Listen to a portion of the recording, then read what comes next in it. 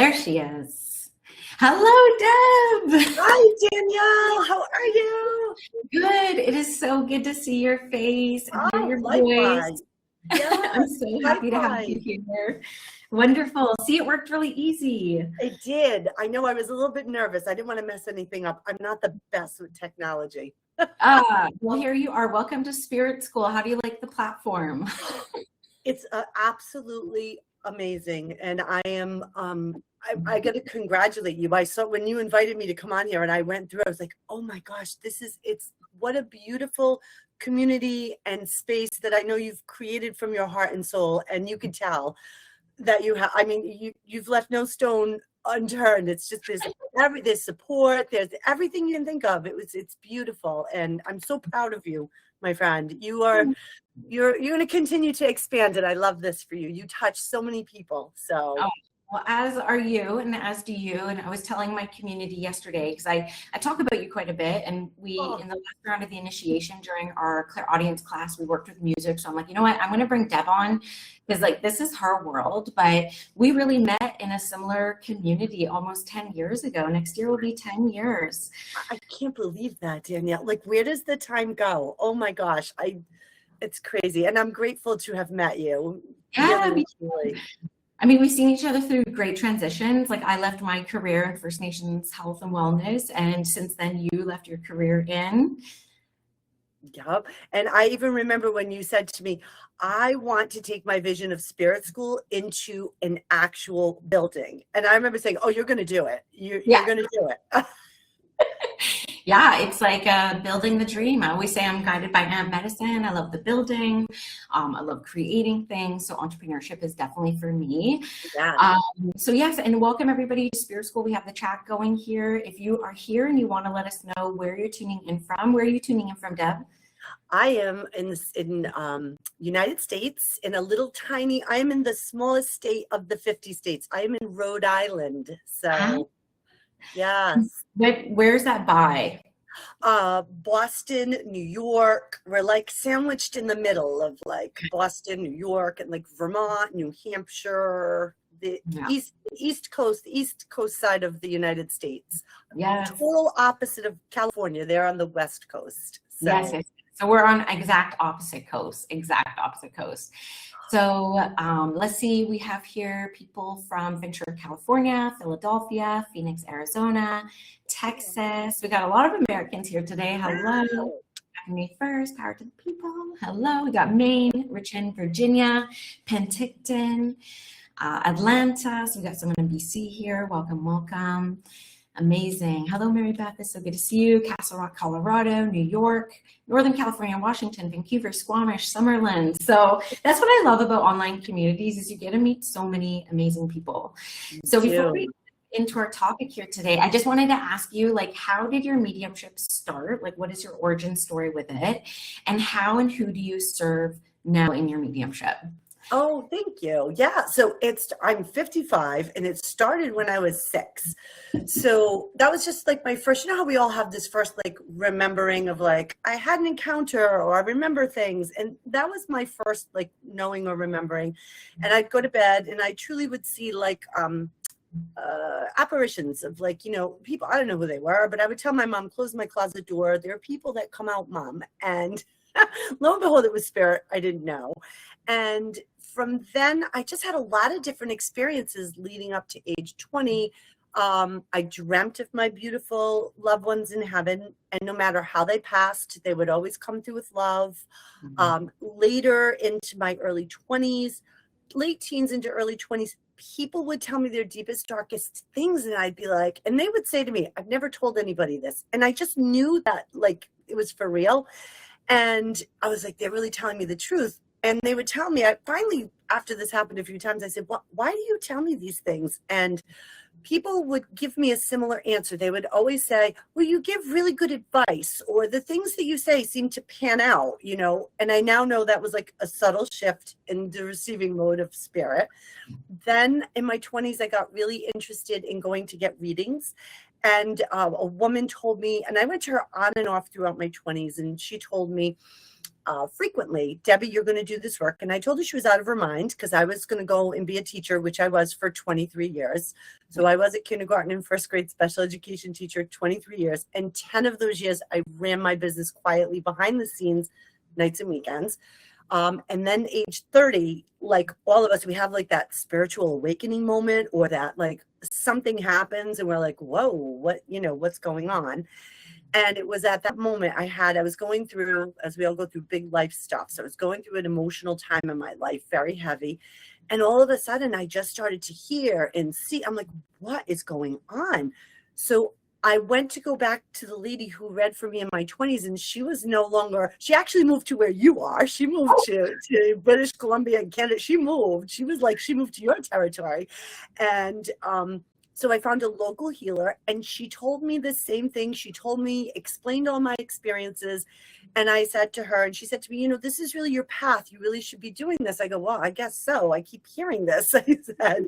And I do love, this connection. It really feels good. So I studied with her. And then from there, I sat in development circle, and I had all kinds of teachers and workshops that I worked, like I said, out of my home and nights and weekends. And finally, in 2020, I left my teaching. Spirit forced me. I had a nervous breakdown because I wouldn't listen to Spirit about leaving, and I had too much on my plate. And so that's how, they force you to do things when you don't listen. And so I left. I took a year leave of absence, and it was then that like everything just came, into alignment when you don't have to force things. And so I left teaching, and here I am full time, like 6 years later. And I couldn't be more grateful, because along that time, like I've met you, and like 10 years ago, and on the path, just so many beautiful people and things. And the community I serve now is, I love doing events locally. I travel to other states. I'm in my office 2 days a week. So I see clients. I have different kinds of readings in my office. So yeah, that's where I've been. That's where I am. Grateful for all of it. Yes, and I have to just say, like, we have very similar timelines, like very, very similar timelines.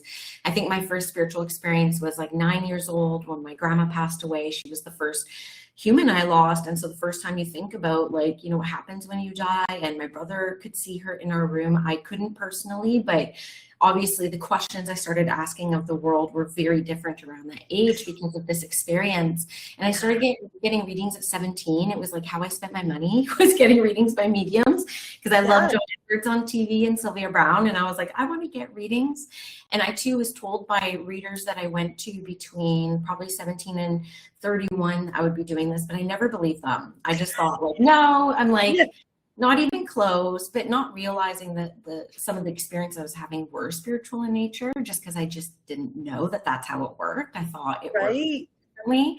And then it was at 31, my great awakening through KJ, that I started pursuing development, and in 2020 went full time. So I just want to say, like, there's so many similarities. I love it. In the chat, like, are you seeing some similarities too? Because I'm curious what brought you to the path as well.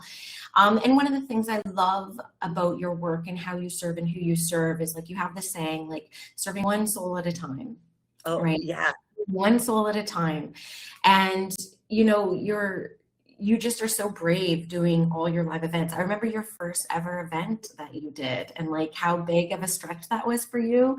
And on your Instagram, and like 3 days a week, you're at like barbershops and cafes and restaurants. And it's just so fun to like watch you just doing your thing out there in the world, just so courageously. Danielle, I thank you. I appreciate that. And it's funny because I always said I would never do events. I would never do large groups. They scared the crap out of me, right? Just like like we said, we would never do this work. And I love them. I love people, and I love both. I do love being in my office too, but I really do love that whole of it. And I never thought, and Spirit really pushed me into that. It was so funny the way that happened. But I thank you for that. I appreciate it. Yeah. And I love your roundup of photos of your like spirit faces, like you can just like have fun with yourself as well. And I am somebody who had to be told through my development to like lighten up and like stop taking it so seriously. And so like I always see you as just like a ray of sunshine and just like you're so happy with it. And I think that happiness really helps in the connection, right? Well, thank you. Yeah, I try not to put all that it's a big responsibility. It really is. But you know what? I always say just be yourself. And I say to people when I work, I'm like, listen, I'm always going to be true and real with you. I'm like,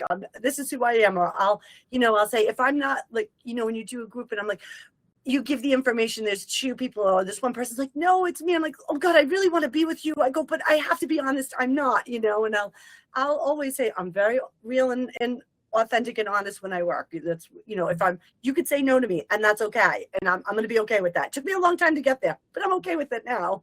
Yes. No, I love it. And I love the way you work. And I love that you've been adding clips of your readings too, because you can see in the pictures that they're really making a deep impact. And I'm sure people appreciate your authenticity with it as well. And I'm kind of curious, like through your development experience, like you're also known as the singing medium. So when did music start coming in and you started to see patterns? Like what was that experience for you? First, it was so crazy. I joke now when I do my group readings. I always say, oh my God, well, this started when I was 6, when my sister and I wanted a dog. And my parents were like, no, you can have a stereo and goldfish. And so I still have we played that stereo out. I still have like 45 records. My dad was he's a big music person. So but when I really started noticing it in my work, so I've always been surrounded by music in my life, but when it started showing up was when I learned tarot. So like 20 years ago when I sat with my tarot class, and the teacher would always put the cards out and I would say to her, listen, it's not on here, but I'm hearing this song. These people are not going to stay. This like relationship, like she had people come in and we do readings for people and I'd hear like journey, separate ways. And I'd say, okay, it's not here on the card, but I keep hearing like they're not going to stay together, or if they were going to stay together, I'd hear like Captain and Tennille, love will keep us together. And it was so spontaneous. And I always hear it in my right ear. I always hear it so loud. And it's always so intentional. And, and Spirit is so intelligent with the songs. Like, I love when I can say, okay, listen, I couldn't pull that song out of my ass if I tried, And I would notice that when I started reading with clients, I would just hear it very, if somebody was going through a hard time or just really trying to just keep their head above water, I constantly would hear Andy Grammer, like, gotta keep your head up. And I'd be like, okay, I'm going to sing you this song because Spirit's telling me what's going on for you. Or, and so it kept repeating and I just kept flowing with it. And after a while, my clients said to me, this I thought was the coolest thing. My clients were like, Deb, over the years, I've made notes of all the songs that you have sung to me and I have made a playlist. And I just thought that was the coolest thing because they're like, it shows all the different parts of my life where I was going through certain things, good or bad,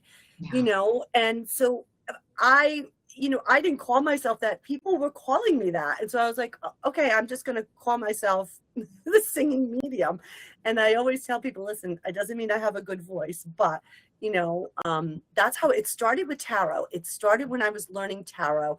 And then as I went deeper into mediumship, it just kept coming full force. And it's beautiful in this way. I love when there's a very intense moment, like maybe you're talking about somebody's child that's passed or like, maybe somebody's having regret, like a really intense moment.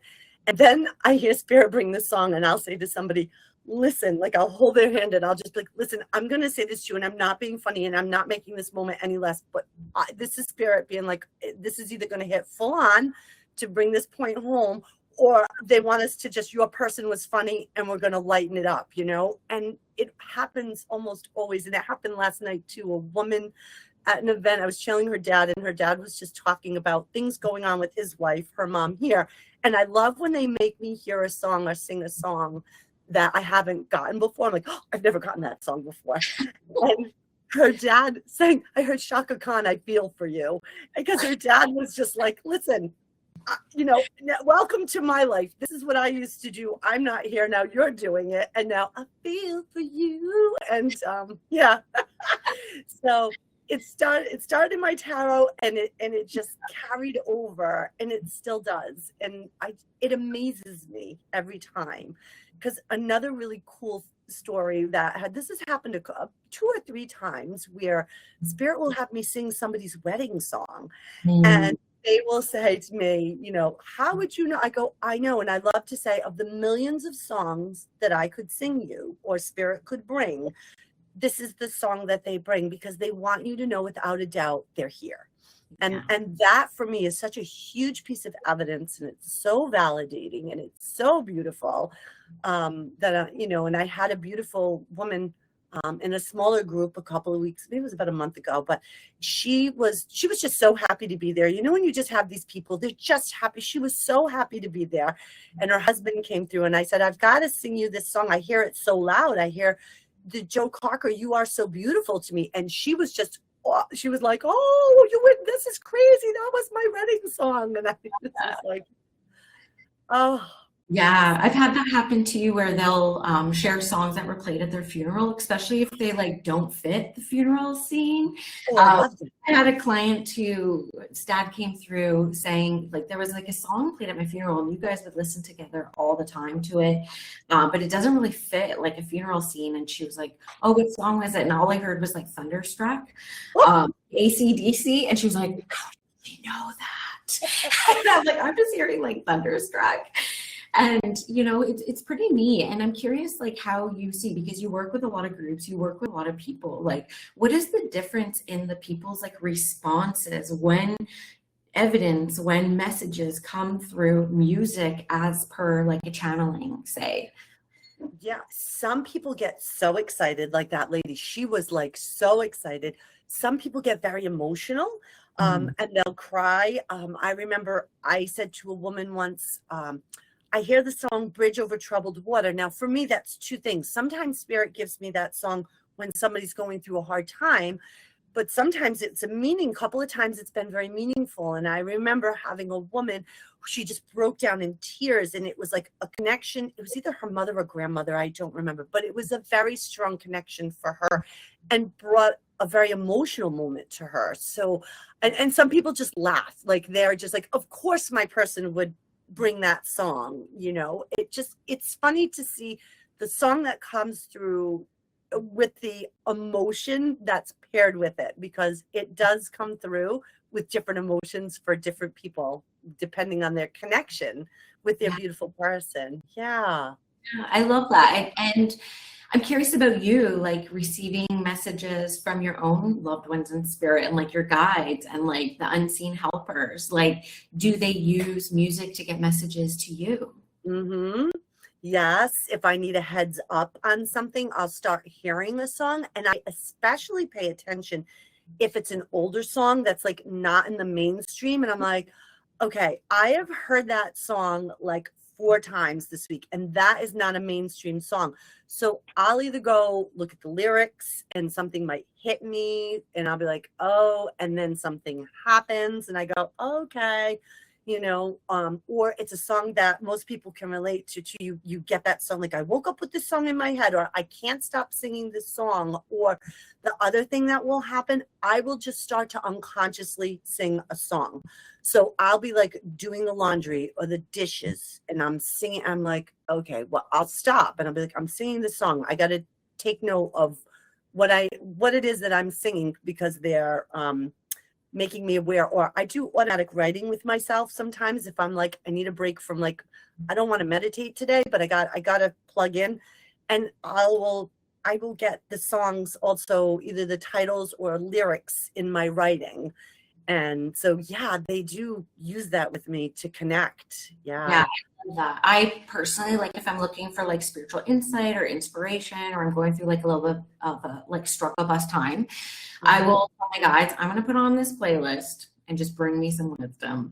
And it's my awareness just picks up certain things. It's background noise. And then all of a sudden my awareness is there's a line that drops, and I'm like, okay, that was a message. And that's one of my favorite ways to get messages from spirit when I'm just not feeling super connected.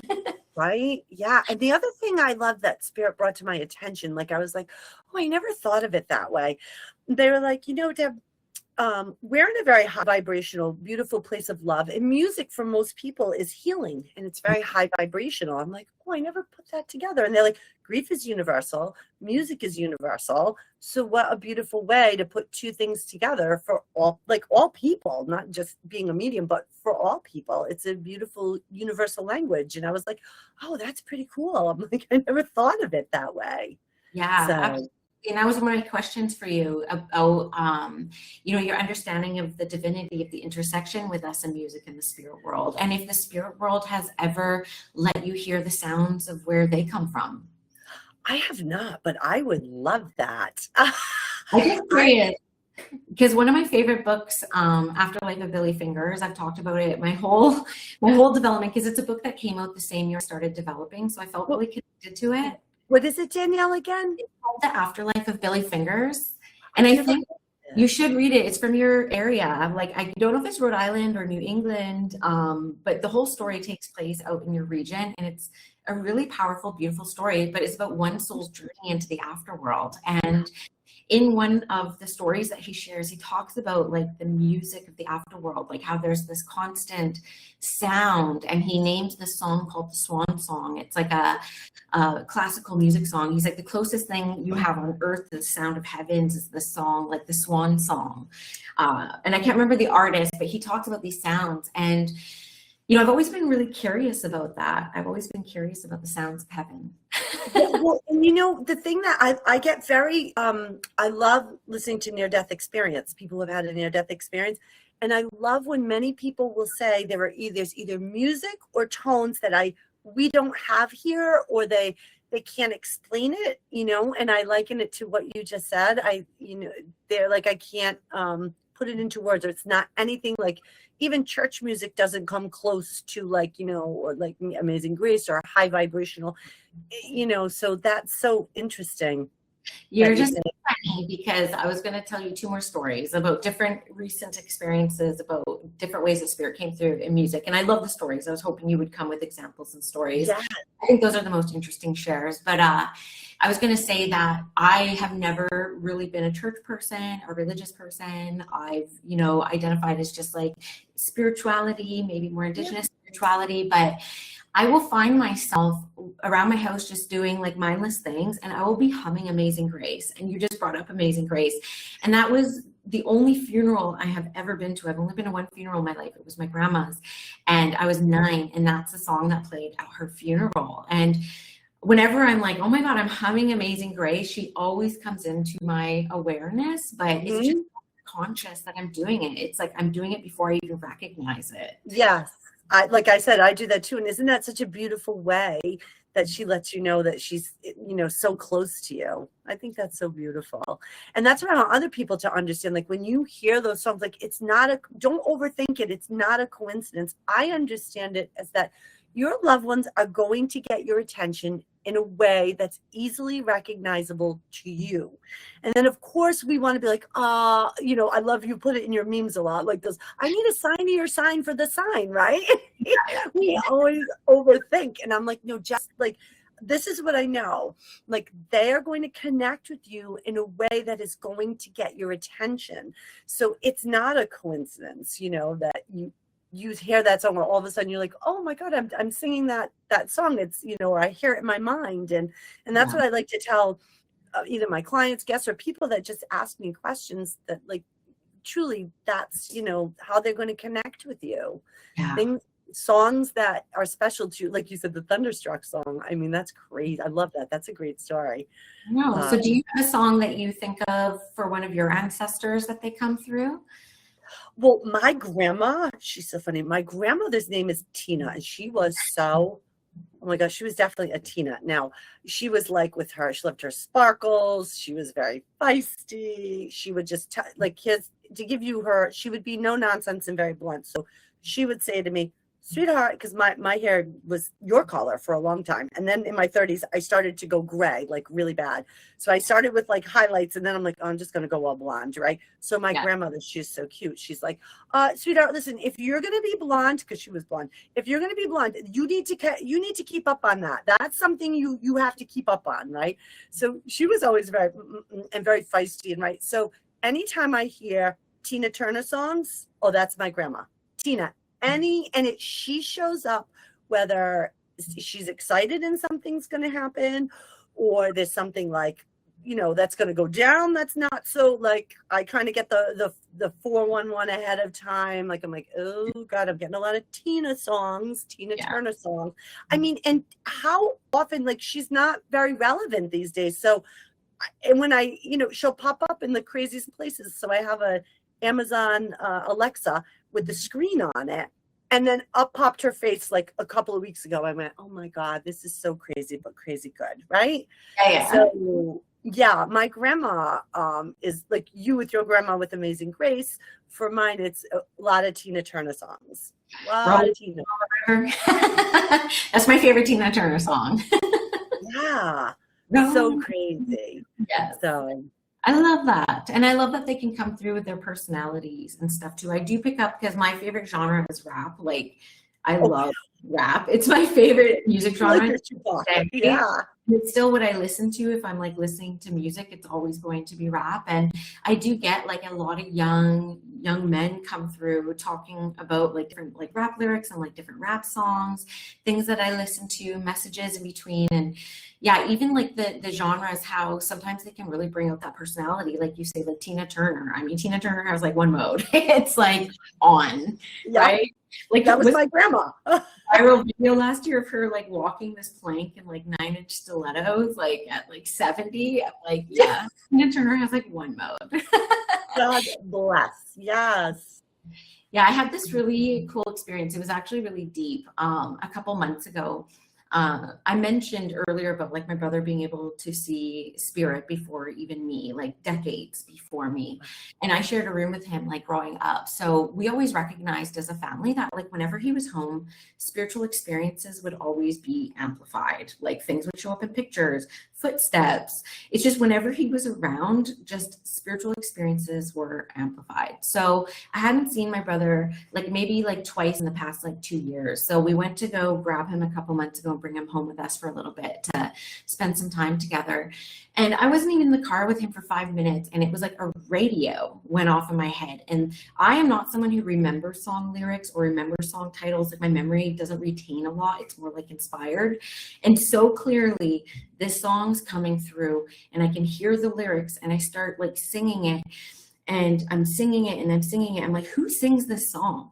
Like it wasn't even about the lyrics, but I was like, who sings this song? And my mom's like mentioning someone, and I'm like, no, it's not that. It's like, I can see them. It's a woman. It's like raspy. And it's the song like, I'm the one who wants to be with you. Do you remember that song? Deep inside my heart, I feel it too. So good. It's from like the 90s. And I start singing it. My mom's like Googling it, and I'm feeling like, don't worry about it. It's not that big of a deal, but it's just playing so strong. And they find it, and my mom says like, oh, the singer's called Mr. Big. And I was like, yeah. Oh, I know it's okay. I know that song now. Yes. I'm the one that wants to be with you. So my mom says like, oh, it's by Mr. Big. I was like, I never would have gotten that. And my brother says in the back, he's like, that's what we used to call Lindsay, his best friend who died. And my mom just like looked at me and her eyes got teary. She said, that's right. At his funeral, we would call him Mr. Big because he was so little, but he had such a big personality. And like everyone just kind of started crying. And I heard very clearly in my head, like, call my mom, say hi. So I said that to my brother. I was like, call his mom and say hi. He's like, I just talked to his mom, like for the first time in years, like just talked. Isn't that such a beautiful, and this is where I say the spirit world is so intelligent. I mean, Danielle, you think of the millions of songs. I mean, it nailed it. And I could totally relate when you were like, you could kind of hear it. That's what happens to me. And I'll be like, guys, give me a word or something so I can look it up. Like that I could put, so I know what to look. That happens a lot. Like I go, like you said, into Google, you hear like a line or two. but the intelligence, that's why I said it's so intentional and it's so intelligent, you know, and that's when I'm funny and I say, listen, like, I don't know how else to express it, but you think of the millions of songs and you honestly, in that moment, you probably would be like, I couldn't pull that song out of my ass if I tried. And that is just the intelligence of the spirit world of being like, and then that's such a beautiful story. And the validation after of like, your brother did talk to his friend's mom, like just him validating, like, I know this happened and how beautiful. Thank you. And just the way that it turned on in my head, because I actually don't consider myself to be a very clairaudient medium. Like I'm very clairsentient, very claircognizant. Like that thunderstruck popped in, like, you know what I mean? It just like kind of like pops in. But this was like I could see the video, I could hear it clear as day. I knew all the lyrics. But you talk about something that I share this story as an example of the intelligence of the divine, because they wanted us to find the singer. Like not the song title, like not the lyrics. It was like the singer was the connection, and just the cookie crumbs. And The Afterlife of Billy Fingers, by the way, is totally that book where it's just like how he's trying to give her sister this faith that there is more to life than death. Like it's like there is an afterworld, and he's dropping her evidence in these kind of like miracle unfoldings that do nothing but make you faithful. And it was just like one of these moments that felt like it was a beautiful experience for like me and my family to like have together, and I just loved it. I loved it. That's a beautiful story. And to piggyback on what you just said, it's so true, because sometimes it's not the song per se. Sometimes it is a lyric, sometimes it's the group, sometimes it's the refrain of the song, or sometimes it's the title. Like you just, you know, and I feel like the spirit gives you, to get to that title, gave you the lyrics, and you were like, oh, it was so you know, evident when you looked it up, like that's what it is. Wow. It's just, yeah, it's so crazy.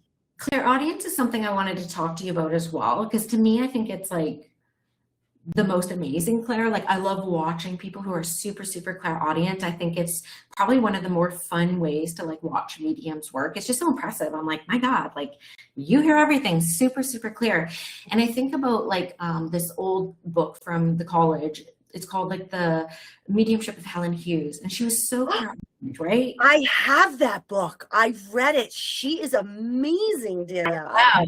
So she's kind of like, you know, probably like the biggest example of like how clairaudience can be if you're open. I mean, she would do 45-second connections, 75 reading demonstrations during the height of a time where, you know, between World War I, World War II, there was never a greater loss of casualty in people. There's such a deep need for mediumship. I felt like this clairaudience really kind of opened up, whereas before the clairaudience method was really that automatic writing that would have been seen as evidential, right?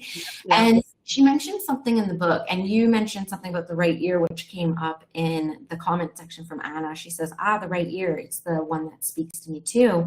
In the book, she mentioned, she's like, I still don't know why I have to lean to hear them. It's like, I have to lean.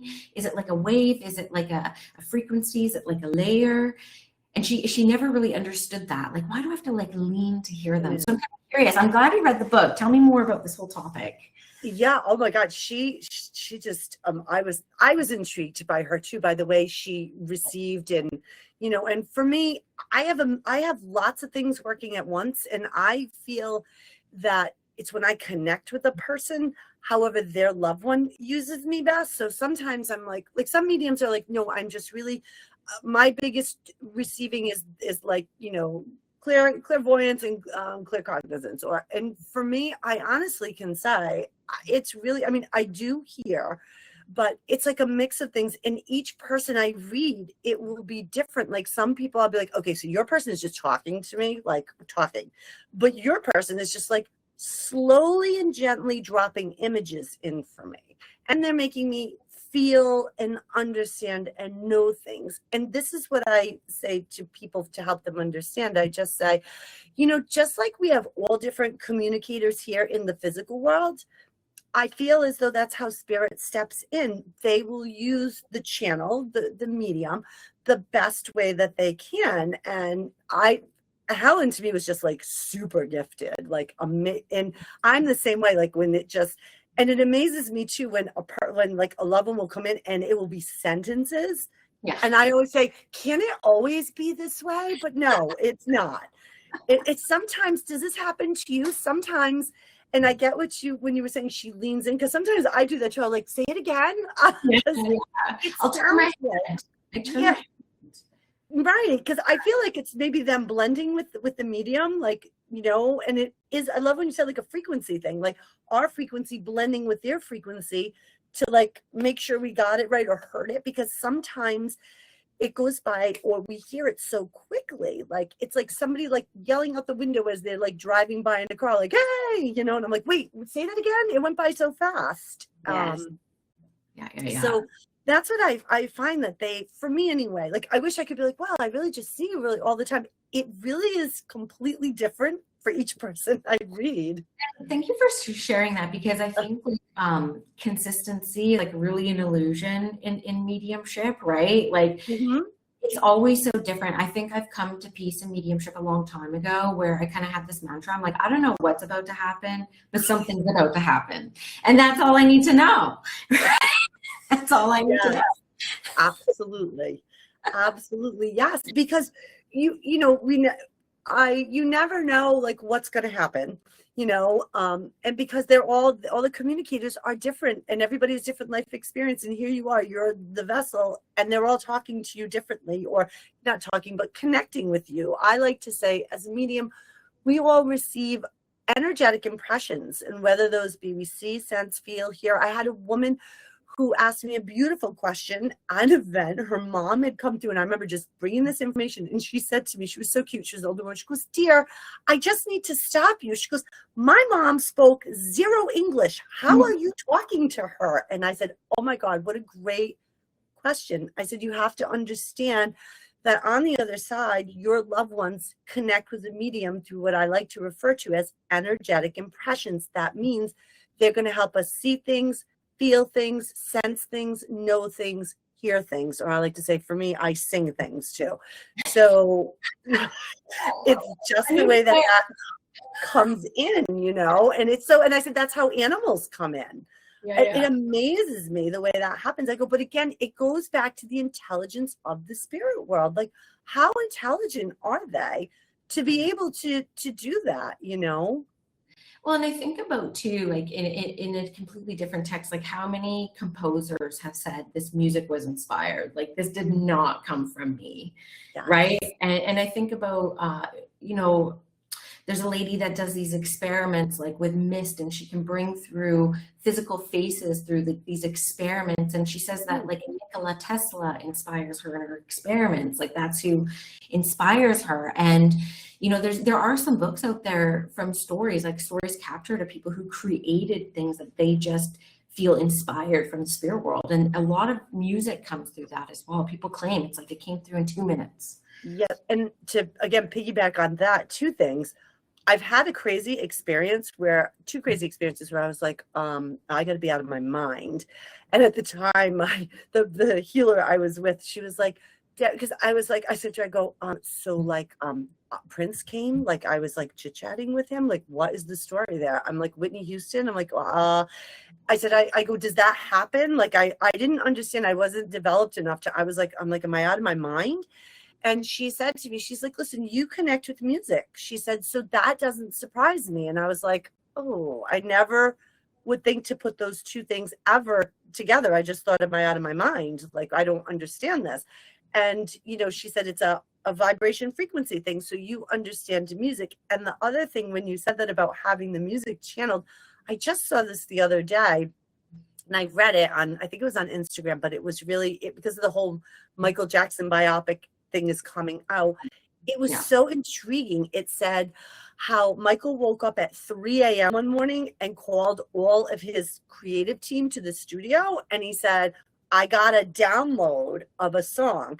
And if I don't put this together and do it, somebody else is going to do it. It's out in that creative like space.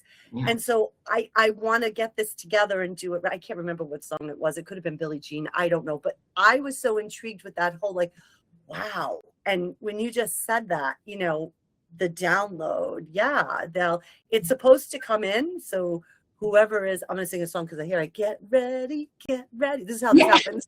Because here I come. And whether I'm doing a chit chat, it's constant in the best way. But I heard that song, Get Ready, because here I come. But yeah, so it's in that whole channel vastness, the universe, like somebody's going to take it. So Yes. you're just like, we're going to do it. Yes. I love it. I love that music connects like this. I'm going to just read a couple of the comments here. Yeah. Anna says here, that reminds me of an episode, the Telepathy Tapes podcast, where they talk about creative inspiration. Yes, and I was going to say, like, where you talk about that idea of inspiration, and like if you don't take it, it's going to move on. I think Elizabeth Gilbert talks about this concept in her book Big Magic, who was interviewed on the Telepathy Tapes. I saw her name on one of the episodes, but that whole concept of like, you were gifted this idea, it's like, are you going to action it, or is the idea going to like breathe life through someone else? But that idea will breathe life eventually. Someone. That was hard to say. I just want to say, Courtney, too, I see you, friend. Courtney mentions about her timeline being very similar to ours: apparitions at 6, premonitions through 20s and 30s, and a shattering awakening in the 30s. Absolutely. And sharing a rendition of Amazing Grace that she loves. If you're here live too, if you have any questions for me, Deb, just use #question, and we are happy to answer any questions from you as well. But maybe I was kind of joking, but like maybe there is a new Claire unlocking. Maybe there's like Claire musique or something like that. Yeah. through music. And you think music is storytelling. Mediumship is telling a story. I have the honor to tell your loved one's story. And I always am like, listen, so I might not, they might not tell it the way you want to hear it, but I have the honor to tell their story. Yeah, so. And I love even just the early examples that you use. It's like, love can't keep us together. Like, that's a really great way to bring through divorce. It's like, like you get it like, how do I message this in a trauma-informed way? And at one point, I'll give you another fun talk of the relationships. At one point, because spirit will change sometimes the songs.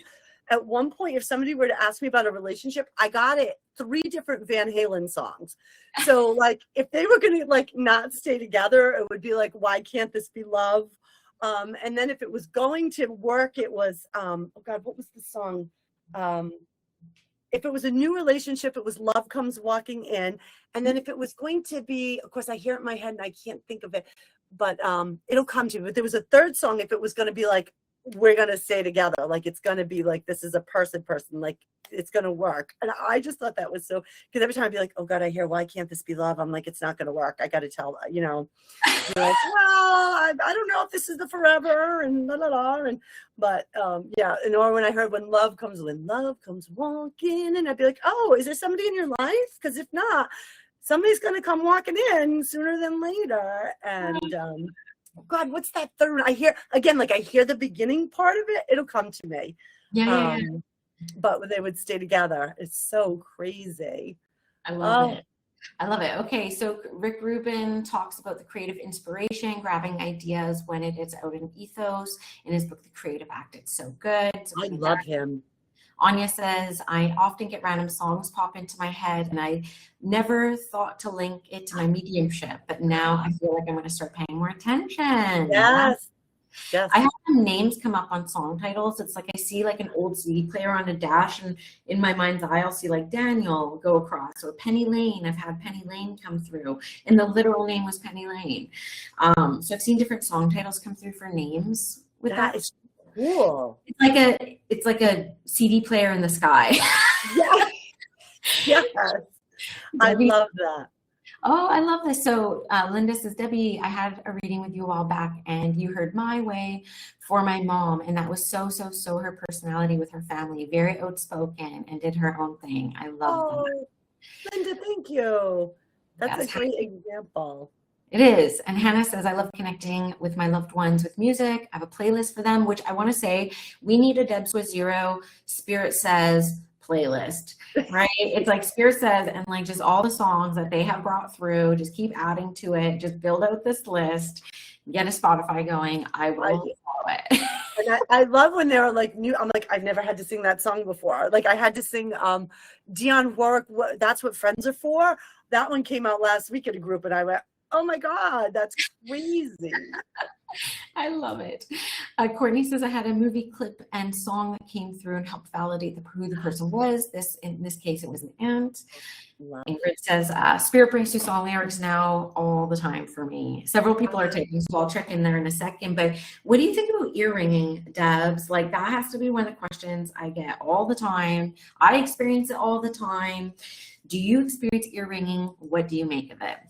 No, I don't. I wish I did. Like, I love people. Like, I get a download. I gotta go. I don't. You know what, Deb Squizzero? I get the earring when I'm gonna get a sinus infection. It's terrible. So it's like I don't want it because I hear, and then I'm like, oh, it's a download, and then like a week later, I'm like, no, I got a sinus infection. Like, oh yeah. But I love that. Like, people receive differently, and I feel like, you know, I do believe that happens for many people, you know, and that's a for real thing. And we all, this is the beauty of how we all connect differently. I hate that we all have to be like, you know, I would say, who's like, there's no ultimate guru for mediumship. Like, we all, and isn't it wonderful that like you have this community, Danielle, where you invite people in to teach for and learn from different people in different modalities, and it's beautiful. Like, there's not, thank you, whoever just said that to me in my right ear, here we go, there's not a one size fits all, absolutely not. And you know, and this is a beautiful platform to showcase that, and I'm so glad there's a reason why you asked me that, because it happens for so many people like you and other people who do this work, and it's a for real thing. It doesn't happen for me that way though. I wish it did. I think it's super cool. Pretty distracting. I mean, I've had my ears checked for tinnitus or tinnitus. How do you say, please help me, tinnitus, tinnitus? I never know. So I always say both. But I've had my ears checked because it happens so much. And I think an analogy I was shown one time is kind of like when you take off in a plane. You know how your like ears pop? So it's like when the atmosphere changes around you, it's like that's just one of the impacts of the atmosphere changing around you. Yeah. So I always, you know, maybe Danielle 101 would have been like, who is that? What do you want? What are you trying to say? And then now my spirit is very much like, thank you. Thank you. Thank you. And like, that's pretty much all I do now, right? Because you know, that's how they connect with you. And I think that's so beautiful. It's a really beautiful thing. You understand that. That's how they connect with you. So. Okay, we had a question come in from my friend Jen Costa in Boston. Hello, Jen. I have been hearing the same song and line in my mind for months, and I can't figure out why. Any tips on figuring out what it means and why it's happening? What you hear is not a test. I'm rapping to the beat. Sugar Hill, Gang Rappers Delight. I don't know if I butchered that, Jen, but so basically the lyrics are, what you hear is not a test. I'm rapping to the beat. Sugar Hill. The first thing I got was, what you're hearing is not a test. So you're hearing. I want to go testing 1 2 3. Do you hear my signal? Like, this is a test of the emergency broadcast system of spirit. Do you hear us? You do. Like, and I feel like she hasn't come to grips yet with that, so she keeps hearing it to be like, okay, I got it now. Jen, tell them you got it. I feel like they're being funny with you. Like, no, this is a for real thing. Like, and I think that's such a great way for them to connect with you with that line, because I feel like that's why you keep hearing it, like, because they're like, oh, maybe she doesn't fully like embrace this yet. This is not a test. Like, this is truly like, we are connecting with you in this way. And sometimes truly, I don't know either. I'll hear a song for months, and then finally, all of a sudden, like, boom, I'll be like, oh, like the situation will happen. And then I'll hear the song and I'll be like, oh my God, this is what they were talking about, you know? Because just because we do this work, I like to say to people, just because I do this work, I don't have all the answers ever, even as a human, but there are things that my spirit people show me that I don't understand for months or sometimes a year or two. And like I said, then the situation will happen and I'll hear that song and I'll be like, oh, so you were preparing me, or you were teaching me as well. Not only preparing me, but teaching me. Yeah. Yeah, I think that's a fantastic answer. Shayna here asks, thank you so much for that, Deb. Shayna here asks, not necessarily related to music. I hope that's okay, of course. I am curious to hear more about how you were pushed out of teaching from spirit and what that looked like for you, if you're open to sharing. Oh, sure. Yeah. Shayna, I am. Thank you for the question. So when I worked nights and weekends for 10 years, I felt so grateful. It was just word of mouth. I had little offices. And Rhode Island is this big, we're teeny. So word of mouth goes very fast here. Things travel in our small state. And I kept hearing, Spirit uses other people as communicators. And I always say the message from Spirit is loving and repeating, even if it's hard to hear. So I kept hearing from many people, Debbie, while I was teaching, you're booked out 3 months. When are you leaving teaching? You're booked out 3 months. When are you leaving? And I'm like, I don't know. This is my retirement gig. Like, I'm not leaving anytime soon. And what was happening was when I wasn't listening, and Danielle, I know you can relate to this because I think something similar happened to you. I was getting physically ill and energetically ill. So meaning my teaching was it wasn't as heavy and I used to enjoy it. And it was getting to the point where Spirit was like, Debbie, you're making this shift. And in that shift, I was fighting them because I was afraid. Here I was 23 years in, master's degree. Listen, I say this, and I mean this love, like I always say, listen, I don't have a husband, a boyfriend, a raccoon, a rat, a pet, nothing. So like, and I'm good with that. That's okay. And but meaning like most people can leave and have a spouse and they have like either some sort of support. So that was scary for me. So when I wasn't listening to Spirit and, what was happening was I was getting physically ill and energetically ill because I was going to teaching. It was very heavy. And then to like get into that high vibrational space to sit with clients was taking a lot out of me.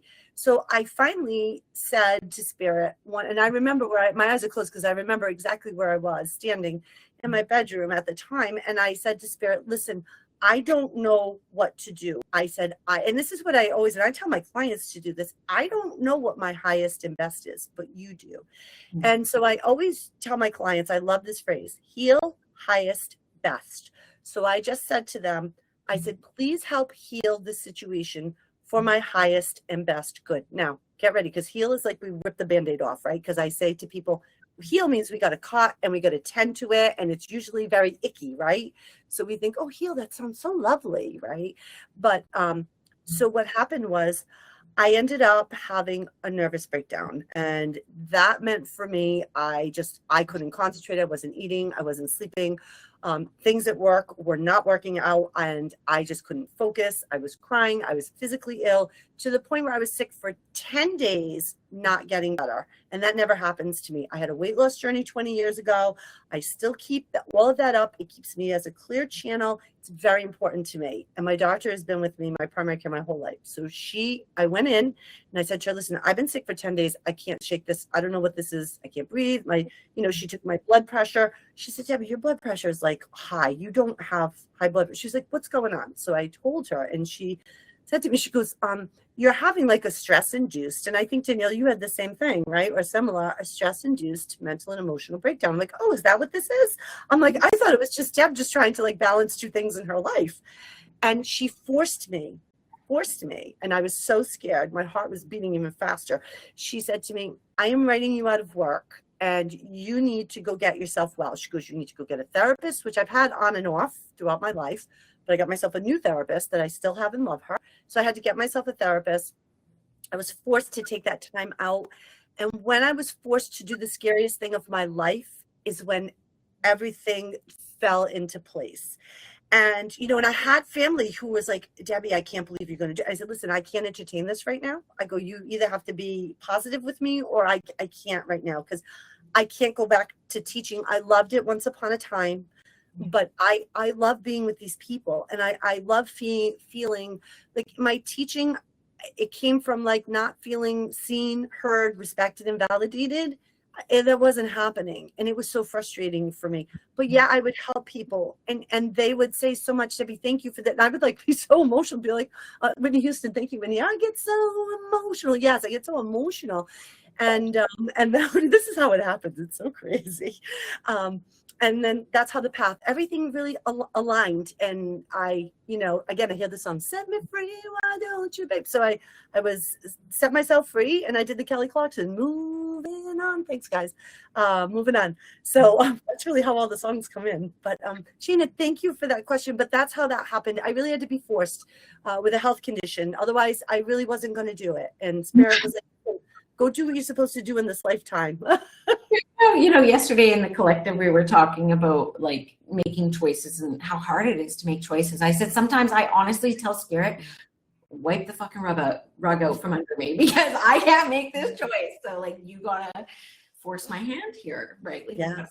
but the exact same thing happened to me to a T. I had a health crisis, anxiety attack, my first ever anxiety attack after a work retreat. Ended up in hospital on a heart monitor. I got taken out of work for 3 months. I had 2 little babies, like a 1-year-old and a 3-year-old. So I was like really scared to leave work. But what ended up happening, I tried to go back and I could feel the health crisis coming in again. And my husband said, we can't lose you again.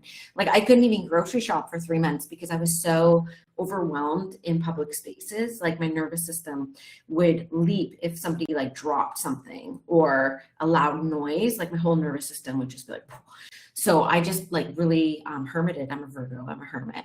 But yeah, I felt another health crisis coming, and I basically said, you have no choice now, because health, which health is very important, or you just and being a wife. Now you have 2 babies that are depending on you. You have a husband. Like, that's a lot.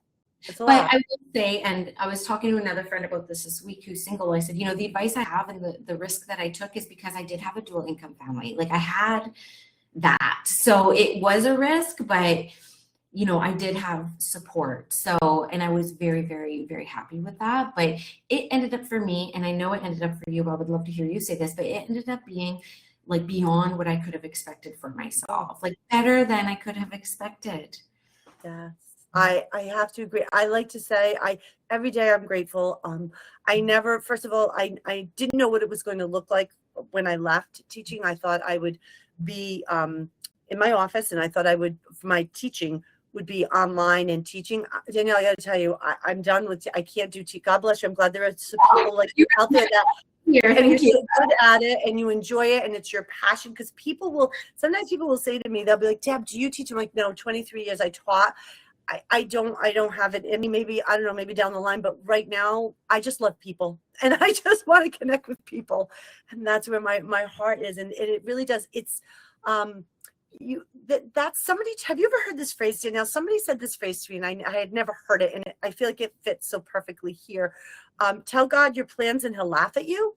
I had never heard that. That's when you make a plan, something like that. Yes. Yeah. And God will laugh. I had never heard that. And I was like, I've never heard that. And because they're like, Debbie, God's plan is always way better than your plan or spirit's plan or whoever whatever it is, the universe, what your spirit guides, whatever you want to call it, their plan is way better, and yeah, I never thought I would do this or do this full time or, so I tell people, like, listen to the voice, like people outside. Spirit will use people as communicators to talk to you and guide you and be a compass for you. I've noticed that frequently on my path, especially when I'm questioning things, I'm like, oh, I keep hearing that. I'm like, let me pay attention. So Spirit has used my kids at really young ages. Like, I remember one day I was being like really, really, really hard on myself. That's classic Virgo, classic Danielle, just being hard on myself because I missed an appointment and I was like, you wasted everyone's time. And oh my God, you can't get your life together. Like, just being hard on myself. And my little girl was 7 at the time, and she just walks right up to me and she just says out of nowhere, it's okay, you forgot. And I was like she literally responded, like I felt like that was like my guide Skylar just like speaking through. And then she like kind of snapped back. She was like, Cheerios, like, and she just asked me for cereal. But it was like, I'll never forget that moment. I'll never. And after Mavis died, I had a really crazy experience. I was putting my daughter to sleep, and she was, I think when Mavis died, she was probably about 9. And about a month after she passed, my daughter was sucking her thumb. She was like half asleep. She goes like this. She says to me, I know about the 7 levels of heaven. And I was like, what? And I didn't think about it because I don't talk about heaven that much to them or anything like that. And I don't think of hierarchies or layers in my spirituality. Like, I don't think like that. So it was really weird. But then the next day, something happened with this space, like HQ, like it was like one of these moments. And I thought about Mavis. I was like, I wonder if the teachers in the past help you, because I feel like there's just so much help around me, right? I think so. This memory popped in and I was like, oh my gosh. And I went to my Google Drive and I still have every reading I've ever received. And the last time I saw Mavis, she did this live lecture, and I asked her if I could record her. But the last time I saw her live, her lecture was The Afterworld and the 7 Layers of Heaven. Again, what a beautiful validation. And because your daughter is so open and young and innocent, and they're not tainted by ego, they're not tainted by the ways of the world, they just say it. Yeah. And it's what a beautiful, like I say, it comes from a place of love to the place of love. It comes right out. And what an amazing and beautiful gift. That's a gift, I think, and a validation, both. It was great. Yeah. It was cool. So your family's like all plugged in, huh? Your brother and your kids, and wow. Yeah, I would say like, growing up, like, everyone was really into aliens and sci-fi. Like that was kind of my spirituality. Biggest worry was, UFO abduction.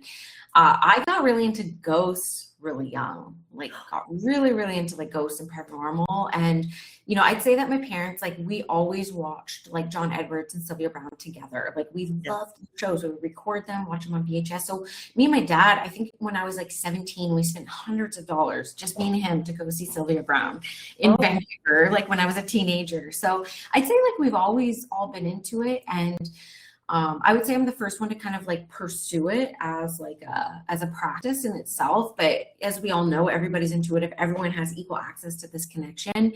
And I think it's like through watching me and my work that they're starting to see signs themselves. And like I say, experiences like we had with Lindsay, my brother's friend, together. Like I think it even went without saying, like this was an experience for us to have. And that's really, really nice. And it's more mainstream, which I love too. This work is so much more mainstream than it was back with Sylvia, John. I feel like they paved the way and opened. I'd say trailblazers, and they really went on that first line. Like Sylvia, like took strays, man. Like she was catching strays every day, and like there's like documentaries that are going to be made about her. But yeah, I mean, she caught a lot of strays for the industry, and kudos to her for paving the way. We have another question here, and I think that this is a great question because I also want to say, like, when it comes to like group readings and like this group work, like even when we knew each other, like I would read Gordon Smith's development books, and I would skip over every group reading chapter. I would just skip over it. I was like, this is not my plan. Still to this day, it's probably like the thing I have to do. Like for the TV show, they're like, you're doing a group reading every episode. I'm like, okay. You still have to kind of like push me out there sometimes, and you just like fell in love with it. And I know that that's an interest for a lot of people. So we have Courtney here asking, like, what was your pathway to doing large group readings? Like, what is the thing that like put you into that arena and sustains you there? Courtney, resistance, kind of like Danielle just said. Truly was my safe space was just being with the client. That was a safe space for me. And during COVID, I would like I like to go to the gym, but during COVID, everything was shut down. So I've been running. I'm a huge runner, and that's really where I clear my head. So where I was living at the time, I would run by this cute little place with like water, and it was this cute little quaint place. And they kept saying to me, like, they would show me myself doing a group of that. I go, you people are out of your mind. I go, I'm not doing it. I kept saying no. And here's what I've learned. The thing that we resist the most is really, or the thing that's challenging us the most is the thing that we really need to embrace, because it is the big scary thing. So I did baby steps. So what I did was so Spirit had known those 10 years that I had worked nights and weekends. I had done little small groups, like 3 people, 5 people, like just in my office or at my house. And I got my feet wet with that. And so they were saying to me, Deb, let's go do a group. And I'm like, no, and no. And the more I said no, the more they just kept bringing me like ideas and like people talking about it. And again, people hear like the message is loving and repeating, like, Deb, I think you should do a group. When are you going to do a group? I'm like, I'm not doing a group. And so finally they wore me down, where I said to Spirit, okay, listen, I will do a group with 50 people at this cute little water spa. I will call them. And if it works, like if I feel like it's good, and I'll go look at the space. And I like that it was like on a little lake, water, it was cute. And it felt very comforting with the water. So I went and looked at it, and of course everything fell into place. And I was like, all right, I'm going to give it a shot. And it was the scariest thing of my life. Yeah, it was, but it was scary and energizing at the same time. And so that's kind of how I got into it. And after I did it, people were like, so when's your next one? I'm like, oh, I don't know, like never. And so I was like, you know, and so I just started doing, after that one, I did like another one. And then I, like, after a few months, like a month would pass or 2 months. And then I booked these smaller spaces where I felt comfortable. And so at first I booked my own venues. I booked places where I felt safe, or I felt like I'd go look at it and be like, all right, we can fit like 20 people here. This feels like good energy. It feels like a good space. And then word, after a while, you know, again, we're very small here. So word was traveling, and people were like, well, will you book venues? And then I hear the song, one thing leads to another, The Fix. And that's kind of how it just grew. So it started from my private practice with like 3 to 5 people. And I actually, one of my dear friends said to me, she did Reiki in a salon at the time. And she said to me, Debbie, I think you need to do groups. And I said, Carrie, you're out of your mind. And she said, I will hand pick 8 people for you. And I will hold space for you. And it will be a good experience. And so that happened first, that 8 person. And then the other thing, when I left teaching, because I was still teaching when I did that little 8 person a couple of times. So it was a gradual build up, and that's how that happened for me. I didn't just jump in altogether, because we know navigating a group, it's a lot. Navigating a group, it is a lot. So I started small to learn to navigate, and then I eventually grew. That was my path. We all have a different path, but thank you for that question. I so appreciate it. Yeah. And I'm curious about if you've identified for yourself, like, what was the root of the resistance to get in front of the room? Oh, not being with the right person, giving a person saying no to me, not giving the right information. All those things that we're all like, I'm with everybody else. It's one of those things that we all deal with as a medium. And the more you learn to sit with spirit and be confident by knowing your spirit team, knowing how they work, because now I'll say to the person, be like, no, and I'll be like, I'll say to them, listen, I know at this point what I get, so just give me a minute to go back, because I used to do, freak out like everybody else. Like, they told me, no, I'm going to shut down. I'm running away. I can't do this, you know. And the more you meditate, or you do automatic writing, or just sitting with clients and just knowing, like, you learn to know, like, what is yours and what is not. And now I know, I'm like, no, so this is definitely from them. So let me just go back. I learned to just take a minute, you know, and I'll say to them, if you don't understand it, I have to just leave it with you, because it's really what I'm getting, and it won't go away from me. And sometimes I'll say to spirit, could you give it to me a different way, or give it to me in a way that they understand? And sometimes that, depending on the communicator, that will happen for me. But oh yeah, I have all those big yes. Oh my God, for sure. I had an experience with the filming where I did like this group reading, and like no one said anything. Like, I'm willing to take a no. Like it was like 5 full minutes of just, it was like 40 degrees, and like I was just like drenched in sweat. It was like, oh my God. And it ended up being my favorite group reading of the whole experience. Like, it was just so fun, and it was great in the end, but I had to get somebody talking to me at first. But you know what I find, Danielle, with that sometimes, like when you said that you had all that, this is what I find. And I say this to my groups. I go, listen, spirit is going to connect me with you in a way that you're going to recognize. And it might not be the way you think, because I always say to people, I go, listen, I do the same thing. You pull in for your A-lister person in heaven.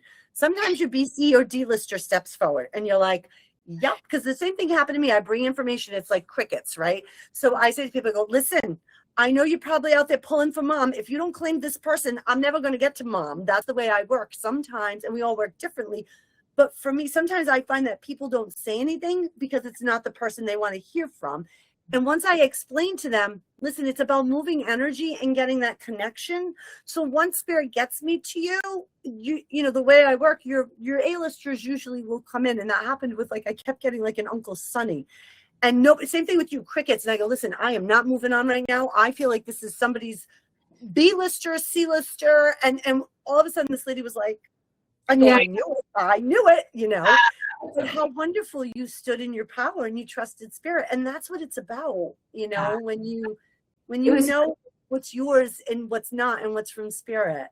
Yeah, it was definitely like a test. And I always say like some of the fears I've had around mediumship have all come true, but honestly, like they've never been as bad as thinking about it. It's never as bad as like thinking about it. Thinking about it is worse. Like you literally can create heaven and hell on earth just with your thoughts, right? You can. And it was funny because they asked me after this experience, like, that was amazing, but like that start, like what goes in your mind? And I said to them, I'm like, it's as bad as you think it is. Like, I'm not exempt from like these human emotions, experiences. It's vulnerable. I don't mind being vulnerable. I think vulnerability is what it takes to really be in front of a group, even just private sittings. It's a vulnerable exchange. It is. And I say to people, and I'll say it in a group, I'm always very honest when I work. And I have a few phrases I use with group. Here's another phrase I use. I go, listen, we're going to work together. I go, right church, wrong pew. We're going to get to the right church and the right pew. Just give me a couple of seconds, And actually last night I had in my group, I could feel everyone. And I was like, okay. And I went, and I always open, and I went blank. I completely blank. And I was like, okay, I stopped and I just said, okay, listen, I feel like I got a lot of nervous people, understandable. I go, let's all just take a deep breath together. Like, don't be afraid to just, like you said, I love you, word, to be vulnerable, because it's under pressure. It can be a lot of pressure. Under pressure, my ears like ringing. Yes, it can be. But the more real you are, like people will, most people will understand that and accept that and embrace you, so I love it. Now it's your favorite thing. And let me see, we've got 2 more questions here. But how many group events do you do typically a week or a month? I do 2 a week. So I do every Monday and Thursday night for me as a group event, and every Monday and Thursday is a group. Every Tuesday and Wednesday I'm in my office, and that's just a way that I don't work. If I work a Friday, Saturday, or Sunday, it's because I want to. So like this Sunday, I'm working a women's expo event, but I only work those. That's my day. Those are my days to recoup. That's how I balance my energy. So I'm doing 2 group readings a week, every Monday, every Thursday. So what is that? 2, 4, 6, 8. So 8 groups, and maybe 9 if I'm doing a weekend. That's once in a while. I love that. And you do a lot for charity as well. I see you doing like a lot of group events for charities, and I love. Yes, that makes my heart so happy. Yeah. And do you approach the venues, or do the venues approach you, or a bit of a mix of both? Both, mix of both. On my website, I have if you want to do a fundraiser or you want to hold a large group event, just fill out this form and contact me. And there are other venues that I am like, oh, I'd like to go, let me inquire about that venue. Or people will mention venues to me like, Deb, did you see this venue? I'm like, no, let me go check it out. So it's both. Yeah, I get inquiries and I also inquire. So both. Yeah, I think that's a good advice for somebody who's maybe just getting into group readings. Like maybe consider doing your first couple for like a charity or a cause that kind of like maybe balances some of the pressure a little bit as well, and kind of like redistribute some of it. So, yeah. Okay. And the other thing I would do too at the beginning, I would get a small conference hotel room. And it was not a big dent in my budget where I could get a small conference room and do a small reading there. So I also did that, which worked really well. Yeah. Okay, Anna asks, what do you think are the benefits of doing group readings? Is the energy different, amplified, other benefits? Maybe answer this as somebody who's sitting in group readings and maybe somebody who works the group readings. Okay, yeah, for somebody sitting in the group reading, it's beautiful because you can pick up validation and healing and inspiration from other people's readings. And even if you're not read specifically, there are things that people are like, oh my God, because we do have similarities. And the way I tend to work in a group, I find that I have similar energies coming through, meaning like if I start with a dad energy, I end up getting another dad that goes to another dad. And then along the way, it might switch to like a young male or a daughter. But I find that that's what happens for me. They use the like energies to come through in a group. So as a sitter, I always say, even if you're not read, you also can either you'll get bits or pieces or say, I think that's my person. Because Danielle, the hardest thing, I don't know if, I'm sure others struggle with this, and Spirit gave me this phrase and I love it. I had to, here's a song, baby, you just gotta release me. I had to release being energetically responsible for people who did not receive a reading. And that is hard. But I have to understand, like, the people I connect with, those are the people I'm supposed to connect with. And what I do find is that people will say to me, so I didn't go to this, I went to this reading, I didn't get read group reading, but I went to this group reading and I got a reading. And sometimes it's just a mix of the people who are there, kind of thing. And what was the beginning of that question? I digress because I heard that energetically, like not being emotionally responsible. Yeah, is the quality of energy different in a group reading versus like one-on-one? For me, it's, I can't say it is. No, it's just, I feel different after. So in a group, I feel tired and wired all at the same time, if that makes sense. Yes. Yes. I am tired and wired all at the same time. And I don't feel that way in my office. I'm not, it's a different feeling. And I think because it's a collective and a big group of energy and people, where my office, it's either one or two or like 3 or 4 people. It's a smaller group. So it's not that, that whole huge collective like vibe of energy. So yeah. I got to tell you the story that's really cool from last weekend. So I have a development circle here in Squamish. We have about like 15 regulars that come every week. And I had my advanced students like Charlotte and Lisa do a double link together last week. I love them. You love them. I mean, yes, you know them. You know them from Yeah. right? And so this really cool experience. So I was like, okay, you share one spirit, but of course 2 spirits came through, and I've taught them before. It's like they would have something in common to come through together. There would be a similarity, like you talk about. I didn't mention that in this class, but I know like they know because they're advanced enough along. And it turns out they were reading. So one girl had one spirit for one person, one girl had a spirit for the other. At the end, it turns out that these spirits were friends in real life. Like everyone was like, just like I was like, oh my God. Again, the intelligence of the spirit world. Like I like to tell people in the group, like, trust the process. Like when you come to a group, just please trust the process. Yes, that's amazing. That's the intelligence. That's the type of stuff that can happen in group that is just fun for the medium, fun for everybody. Wow. So fun. It was so good. And Consuel's receivers of these messages. So the chat just completely disappeared for me. All I can see is Consuel's post. And I know that there was like one more question there that I didn't catch. I'm so sorry. It might have come from you, Courtney. So if you want to type your last chat for me, that'd be great. But yeah, I love this work. It's so energizing. I'm wondering if you experience this differently. One, I want to validate, like my first ever group reading, I'm a chatty girl. Like I don't stop talking, though I do spend a lot of time alone. My husband says that before my group reading, which was at 7 o'clock at night, which was my first mistake. Now my group readings are 11 a.m. So I get them over in the daytime. But my husband said he has never heard me so quiet. I was so scared before that first group reading. I minimized it to 22, even though I could hold 100 in the space. I was like, no, 22 is it. Sold out in one day. And I have to tell you, like afterwards, I couldn't go to sleep for 2 days. I had so much energy.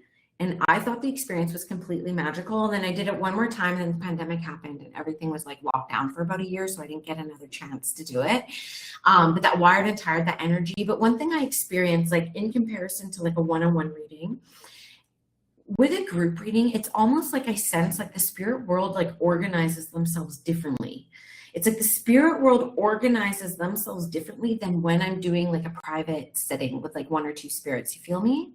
Yes, agreed. And I think because it's the amount of energy, and how I understand it is like you try to get to as many people as you can in that short amount of time. And that's why I personally believe that the like energies come through together, because I tease and I'll say in my groups, I go, okay, this is how I picture it in heaven. I picture like this big microphone and they're like, hi, my name is Michael and I'm a dad and I had a heart attack. And oh, Joe, you similar? All right, why don't you get in behind me and we'll like kind of come through together. Like, and yes, and they have a greater plan, and it's for that reason, because I'm going to hear that song again, a different song this time, reach out and touch somebody, right? So this is the way they're going to reach out and touch as many people. That's the intelligence. I agree 1,000%. Danielle, it is a very different vibe and energy, and I feel for that reason, like it's a different purpose. there's Yeah. a lot of people and a lot of love, and Yeah. and they know how to use you in that way, which is beautiful. I know. I have a goal, and we have one more question, and we'll end with this last question because I want to pee really bad. No, it's like lunchtime. But you know, I have a goal. Like, I want to do like 100-person group reading. Like, I want to try to do like 100% group reading. I think still to this day, the largest one I've done is 44 people. So like, you absolutely can. And I would say what put me over the edge to finally do the thing is I was tired of not living life fully. And I asked myself, what is the scariest thing I can do right now to like wake my spirit up? And a group reading was the answer. And that's how come I decided I'm tired of living fearfully. So I just need to do something that shakes up my spirit a little bit. And yeah, and I'm glad I did. But that's what look at it this way too. When you do more, because I used to be like that too. Oh my God. And now this is my perspective. When you have more people, you have more energy. You have like, there's more love, and there's more, like, it's amplified even more. So it's like you're 40, like it doubled, you know? Yeah. So you would have even like more opportunities to make connections. Yes. Everyone should try it. Everyone should try it. And it's like exposure therapy. It's like anything else. It's like any other skill in life.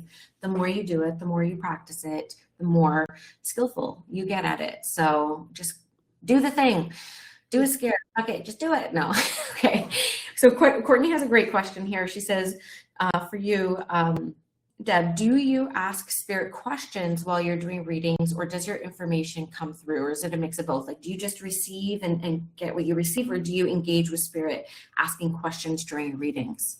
Courtney, you ask the best questions. That's a great question. I struggled with that a lot when I was first opening. I'm like, so like some teachers would say, oh no, you're not supposed to interview the spirits. And other teachers would be like, no, you can talk to them. For me, I just connect with the communicator, and I always say I have the honor to tell this story. So it's both for me.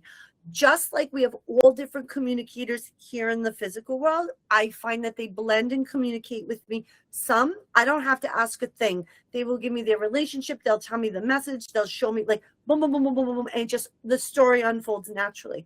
There are other times where the communicator comes in and I get like half a story, and I'll give the piece of evidence, and I'll say to the person, don't say anything to me. I got to go back and I got to talk to your person some more.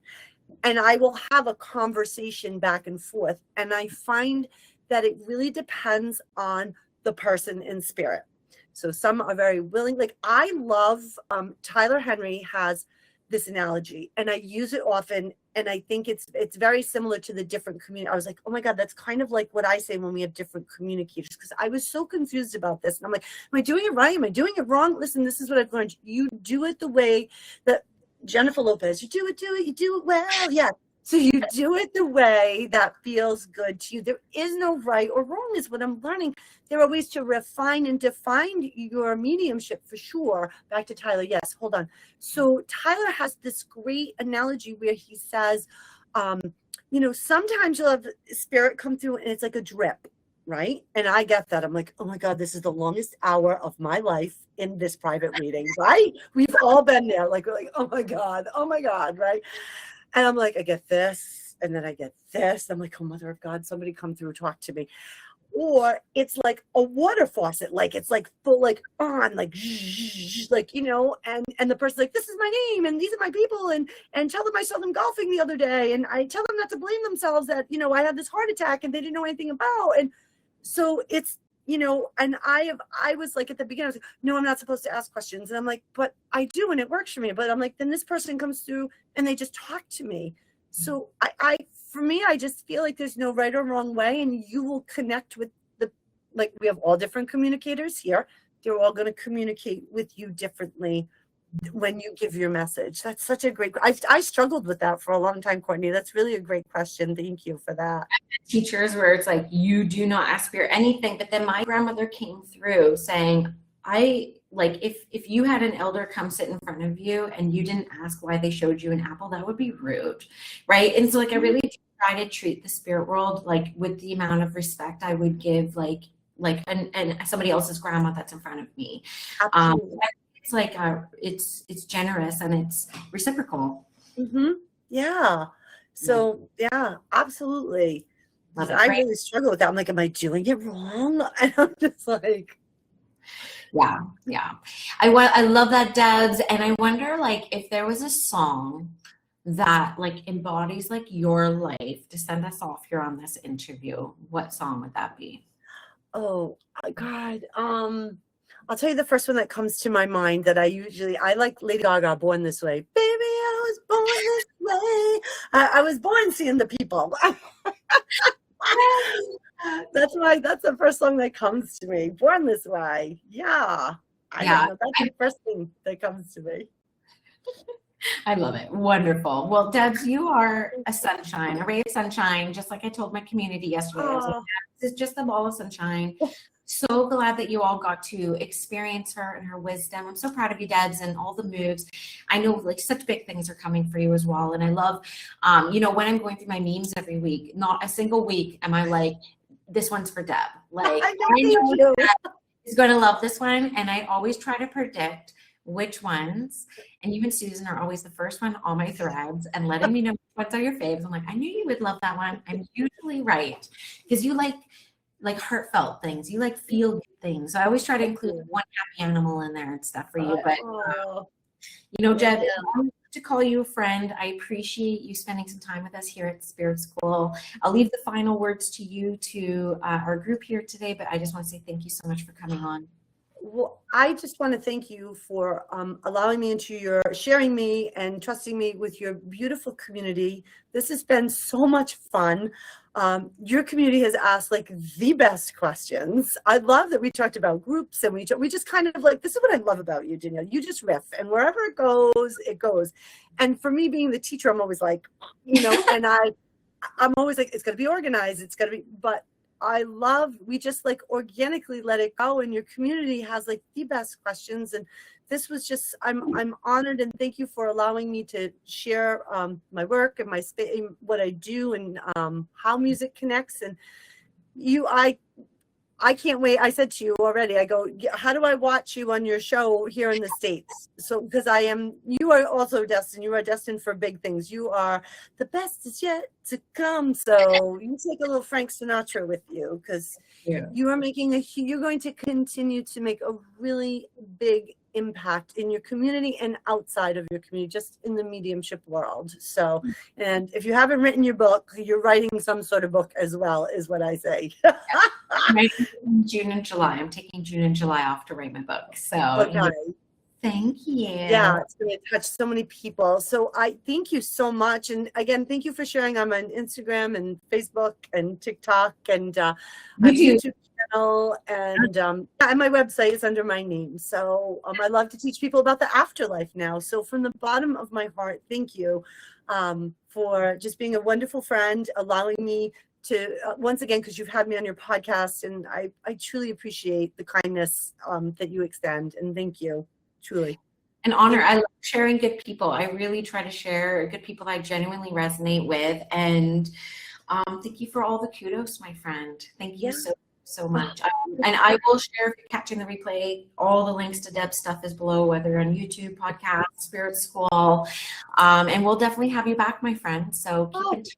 And give Deb a follow if you want some sunshine in your day. Thank you. I copied the chat so you can get everybody's thank yous as well. I'll pop that over. That's so wonderful. Oh my God. You're such a beautiful community. Oh, thanks everyone. Bye everyone. Enjoy your weekend. Happy full moon. Bye. Bye, Danielle. Thank you. Thank you.